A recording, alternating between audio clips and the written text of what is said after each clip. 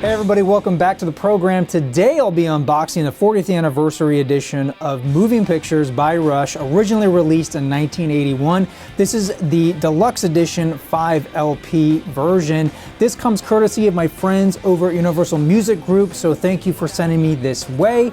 With all that said, let's get into this. It comes in a very nice, high quality slipcase cover. On the front here we have a hype sticker showcasing what's included. So you have the original album that actually all of these records are direct metal mastering, half speed mastering I should say, on 180 gram vinyl. So it has the original album plus a 4 LP concert from 1981, and then we have a 24-page booklet. One thing I really like is all around the sides here, you get a little film strip. I like that attention to detail. Here we have what's included in terms of the tracks. So you have the original album, and then the sides 3 through 10, 4 LPs, 8 sides. You have the concert that was recorded over 2 nights in Canada in March of 1981. And this was previously unreleased, and it sounds incredible, I gotta say. Let's check out what's included here. Whoa, there's the booklet. I'm gonna set this right here for now. And yeah, let's start with the original album here. Whoa, don't wanna bump that. There we go. So here's the original album. I like the print quality on this. I think it's very, very good.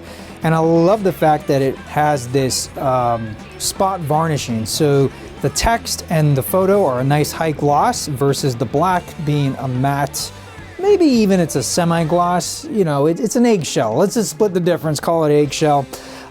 It just makes this feel very high quality to me. On the back there, same thing. And I'll show you the record itself. Another nice thing is that all the records come in polyline paper sleeves.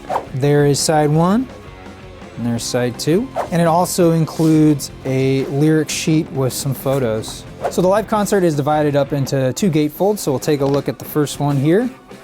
And again, you have the spot varnishing going on with the covers here. This is a gatefold. And there's the back. Let's take a look at each record. Side 3.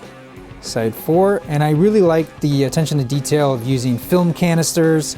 Just goes along with the theme of the album. Here we have side 5, side 6. Here's the second half of the concert, and I just love this photography, and it's so refreshing to not see a cell phone anywhere. I mean, of course, this was 1981, but you know what I mean. There's no little tiny screen, and then get a great shot of Neil there.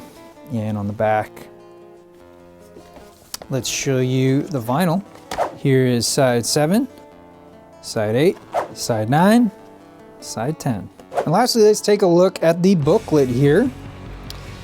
And opening up, you have a very nice write-up by the lead guitarist of Soundgarden. And he does a great job of sort of giving some context of the album and when it came out and what other sort of albums were happening at that time, what was the style of music, and how this album meant a lot to him. And then you get another write-up by Les Claypool. And then, yeah, this is somewhat bittersweet. You have a write-up by Taylor Hawkins talking about how much Neil Peart meant to him. And then you have Neil Sanderson of 3 Days Grace, Bill Kelliher from Mastodon, and then you get a couple photos. And some new artwork, I believe.